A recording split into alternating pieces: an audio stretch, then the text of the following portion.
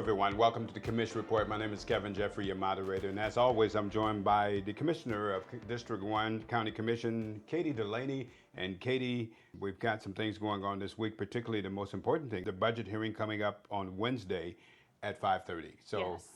Is this the first meeting? Yes, this will be Okay. the first opportunity for the public to give us their input on our proposed budget, or I should say the county's proposed budget. So I really encourage everybody who can check out the agenda online under D7. You can click on the links that are under there and you'll find the entire budget book. The first pages 4 through 15 are a letter from the county manager giving you kind of a rundown of what you'll see in the budget, kind of a summary. And then the rest of it, it's large. I mean, it's a few hundred pages. So am I going to need an accountant to go through this to understand what's going on? It's really not too bad. I mean, if you want to get just a quick overview, that letter in the beginning that you get from the county manager, that's really informative. And then if you want to get into the nitty-gritty, more into the nitty-gritty of it, you can actually go through, find the department you're interested in. You'll see the capital expenses, like the equipment, the vehicles, the computers, anything that we're purchasing, it'll be in there. It'll also have the travel. So the travel that the different departments will be going on.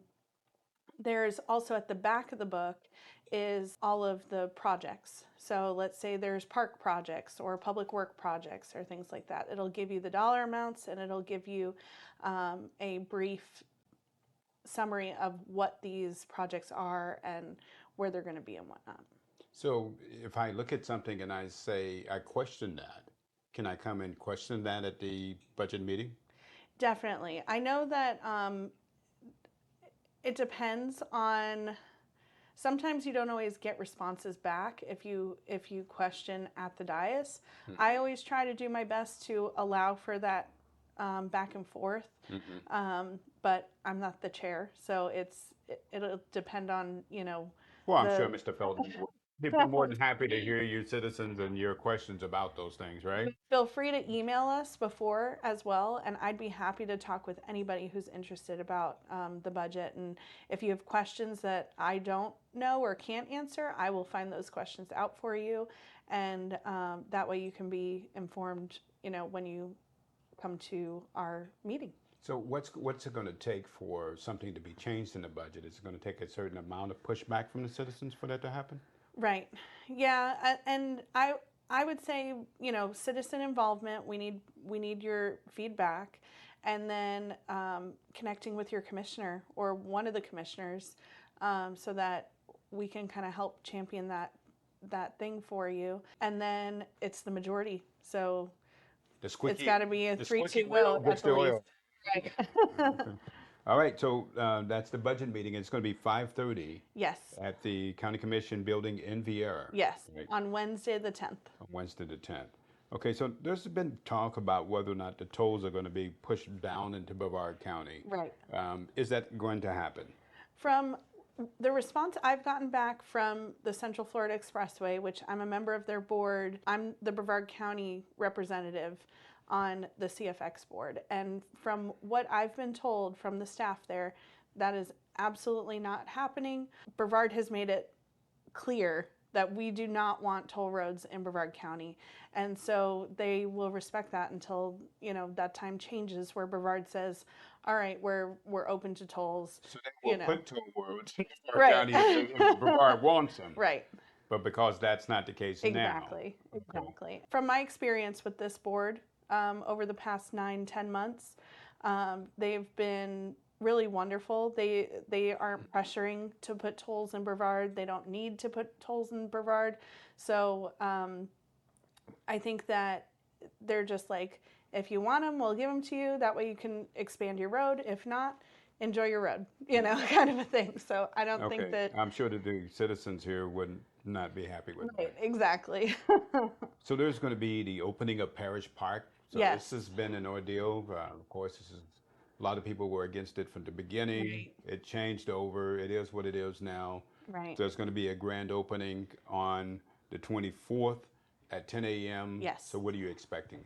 Well, I know that this was a bit controversial. You know, this park, this decision was made long before I was in office, but at the end of the day, we spent a lot of tax dollars on this park, and for a long time now, it's not been able to be accessible by accessed by the people. Right.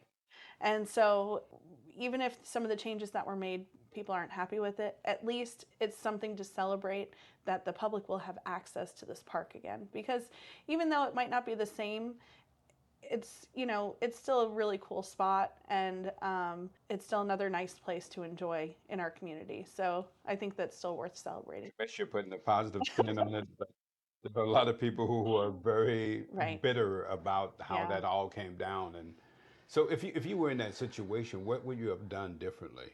I mean, is that fair to ask? Yeah. I mean, Okay. I wouldn't have, honestly, I wouldn't have done it if it was me and my decision. Even when, before all the renovations were done, right when I first got into office, I said to the staff, I was like, can't we just rip it all out? The people don't want this anyway. This is going to likely to get damaged again because of the engineering. So for me, it's frustrating that I fear that it's going to be an endless maintenance nightmare. But, you know, unfortunately, it's tied to all this federal funding and ARPA money. And so if we were to rip it all out, we would have had to give millions of dollars back. And so some of that money could have been spent on parks and recreation because they were trying to get people outside, and it was able to be spent on this, some of it. And also FDOT money, I believe, was also spent, Florida Department of Transportation, because it's part of the bike paths that goes across Florida. So there's just all this state and federal, local dollars in this project that it just wasn't a thing that was possible to just rip it out, unfortunately. Well, I'm sure some of the bitter people will come over there anyway and have I think smiling so. faces. Can make some good new memories. You know, it might not be the same, but it still is a cool spot. We'll see what happens on that. And that's going to be on the 24th of September at 10 a.m. Any guest speaker? So I'm going to be there, and the staff for the Parks Department is going to be there, and I haven't gotten a guest list yet of who all is going to be there, but I like I said, I think it's going to be, you know, a nice thing for our community to have access to that park again. Now, we have a 1/2 cent sale tax that is being proposed to be put in place, maybe in place of the lagoon tax, in order to spend money on infrastructure throughout Brevard County, sewage plants and the like. Is that what you're thinking? So the lagoon tax is actually an infrastructure sales tax. And so while we've been spending this money for the past 10 years on projects within the lagoon, there's, depending on how it's written, when it gets passed, you can expand it to touch all areas of infrastructure, not just infrastructure that touches the lagoon. And so what I'm asking for from the public, from the viewers watching this video, and anybody who is out there who cares about this, I really would love to have some feedback from the public. Because this, if it goes back on the ballot in 2026, we need input to see, what do you want these dollars spent on? Do you want it to do the same thing it's been doing? Or do you want it to maybe be expanded so that we can touch the sewage plants and our roads, stormwater issues, things like that? But that would fix it on the back side of it, right? Wouldn't that actually deal with the problems in the lagoon if you actually dealt with the infrastructure issues, which are some of the real issues? Right. And in my opinion, I feel like until we stop the source of the pollution, we're just mopping with dirty water. So I feel like while these projects are okay, you know, they're good, but it's, unfortunately, we're not seeing the comeback that we would really like to see, because we're just continuing to allow this pollution to go into our lagoon. And honestly, it's not just the lagoon, it's the St. Johns River as well. No one really talks about the St. Johns River, but it's just as polluted, if not worse, than the Indian River Lagoon. And so we really need to tackle our sewage issues in this county and our stormwater issues. Yeah. If not, it could be a real mess. Right. No, no pun intended. Right. The constitutional officers. And so as we close out this segment, we want to look at the constitutional officers. And so we have 4 of them, if I'm not mistaken, right, in the county. I think we have Sheriff Ivey, we have Dana Blankley, we have Lisa Cullen, and who am I missing? So we also have William Shiner, he's our state's attorney. We have Blaze Tredis, he's our public defender. And then we have Rachel Sadoff, she's our clerk and comptroller. Oh, as it turns out, I'm missing quite a few. Yeah, we have 6. When you say constitutional officers, just so that people can know, what is it that these people, why are they called constitutional officers? Sure. So their positions are codified within the Constitution. The really cool thing about those positions is that the buck stops with them. You know, when you have an issue with your property appraisals, it's our property appraiser. If you have an issue with your taxes, it's our tax collector. So if I had an issue with my property appraisement, I can go to Dana. Yes. And Yeah, say, they deal with that all the time. I could talk to her directly. Oh, yeah. Okay. Yeah, for sure. And we are extremely lucky in Brevard County to have some really accessible constitutional officers. I have never once, even before I was an elected official, been, pushed away or anything. They go, oh, I forgot one more. Our supervisor of elections. Sorry, Tim. Yeah. So it's they are all extremely accessible. I remember our SOE, Tim Bobanek, he took us on a tour of the facility, especially during all the scare about mail-in ballots and whatnot. He opened it up and he showed us everything, and it's really cool. And he takes people all the time on tours through his facility so that people can really feel secure about our elections here in Brevard County. And I really feel that way about all of our constitutional officers here in Brevard. And so the constitutional officers include who? Yeah. So we have our sheriff, Wayne Ivey. We have our state's attorney, William Shiner. We have, you're giving me a test right now.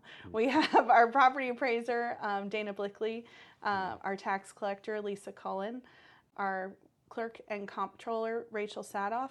We have Blaze Tredis, who's our public defender, and we have our supervisor of elections, Tim Bobanek. Ding, ding, ding, ding, ding. You did it. Now, Sheriff Ivey, so why is the sheriff included under this? So the sheriff is a really interesting position because they are our last line of defense when it comes to our republic here in the United States of America. And at the end of the day, I think that the founders held the sheriffs aside because they were the final stand between a tyrannical government and a force that could help protect the residents, the citizens. And so a lot of people don't realize how much power they have. Oh, yeah. So if the federal government came in today and said that we want to ban all guns, right, the sheriff has the right to say, not in my here. county. Yep. Right? Absolutely. Well, that's a huge amount of power that he has. Yep. And a huge responsibility. Yeah. And I mean, there's, I remember my husband and I were joking that we were going to move to Wyoming years and years ago because they had a sign as you were coming into Wyoming when everybody was nervous about them taking guns and whatnot. And it said, if you're a federal agent here to take guns, you will be arrested. I was like, that's where I want to live. Right. Well, and really constitutionally, and you have this constitutional sheriff's outfit that's going around the country, right, actually reminding the sheriffs that that is their constitutional Absolutely. responsibility. Yeah, They are the last line of defense against a tyrannical government. exactly. And hopefully they can pass the muster if that ever comes to Yeah. be the case. And I know that, when I was very involved in the school board and we had a pretty tyrannical school board back in 2020, 2021, there was an issue that came up around the First Amendment. And they were trying to use the sheriff's officers and throw people out of their meetings. Correct. When they didn't like what they had to say. And Sheriff Ivey actually wrote a letter to the chair of the board at the time and said, "You will not use my officers as your First Amendment police."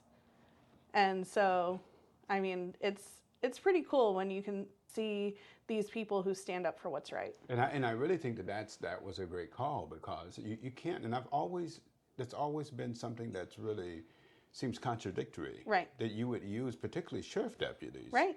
To enforce unlawful actions. Right. It just have never seemed like it was the right thing. So good For call sure. on Ivy for that. Thank you, Katie, for joining us this week on the Commish Report. And as always, we're thankful for you being able to join us. Hopefully you will get out to the budget meeting on Wednesday, the 10th at 5:30, and let your thoughts be made known on the budget process. We'll see you next week on the Commish Report.